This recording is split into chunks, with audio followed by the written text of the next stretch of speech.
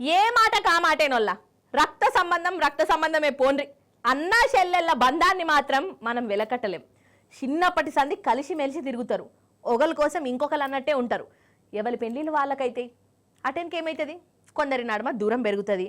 అయినా కానీ మనసులో మాత్రం ప్రేమ అట్లనే ఉంటుంది. అంతెందుకు, మనం దుబ్బాక పోదాం రాని రోజుల్లో ఓ మల్క అన్నా చెల్లెళ్ళు 5 ఏండ్లు మాట్లాడుకోకుండా ఉన్నారట, కోపాలు పెట్టుకున్నారట.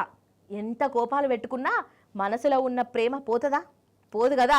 అగో అట్లా బయటపడ్డది, చూడుండ్రి మీరే.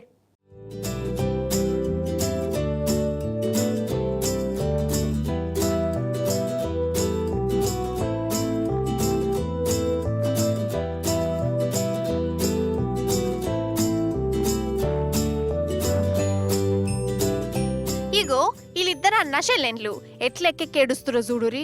ఒగొలుగొగలు పట్టుకొని 5 ఏండ్ల సంధిల నడవ మాటలు లేవుల్లా, కానీ ఇప్పుడు కలిసిపోయారు అన్నట్టు. ఇల్లది దుబ్బాక, అన్న పేరు మల్లారెడ్డి, చెల్లె పేరు దేవలక్ష్మి. ఇద్దరు రాజకీయంలో ఉన్నారు. 5 ఏండ్ల కిందట మున్సిపాలిటీ ఎలక్షన్లలో పోటీ పడ్డారు.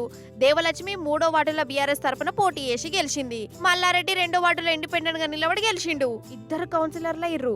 అయితే ఎలక్షన్ల టైంలో అన్న చెల్లెన్ల నడుమ పంజాదైంది. ఒక ఊర్లోనే ఉన్నా గానీ మాట్లాడుకున్నాడు బంద్ చేసిరు. ఒకరికొకరు ఎదురెదురు పడ్డా గానీ మోకాలు తిప్పుకొని పోయేటోళ్ళు. ఇట్లా 5 ఏండ్లు గడిచినాయి. దుబ్బాక మున్సిపల్ ఆఫీస్ లో లాస్ట్ కౌన్సిలర్ల మీటింగ్ నడిచింది. ఈ మీటింగ్ కు అన్న చెల్లెన్లు కూడా వచ్చిరు. ఏ పదవి కోసమైతే వీళ్ళ నడుమ లొల్లులు పుట్టినాయో ఆ పదవులే శుక్రవారానికి లాస్ట్.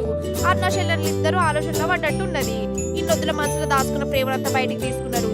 చెల్లెని అన్నకాడికి పోయి ఏడ్చింది. అన్న కూడా కరిగిపోయిండు. రాజకీయాలు గీజకీయాలు పక్కకు పెట్టి చెల్లెని దగ్గరికి తీసుకున్నాడు. ఆమె కాళ్ళు కూడా మొక్కిండు. నిజంగా రాజకీయం అంటే ఆయనోళ్ళను కూడా దూరం చేస్తుంటారు కదా. వీళ్ళని దూరం చేసినా గానీ మళ్ళీ ఇట్లా దగ్గర అయిపోయారు. ఇదే మరి రక్త సంబంధం అంటే.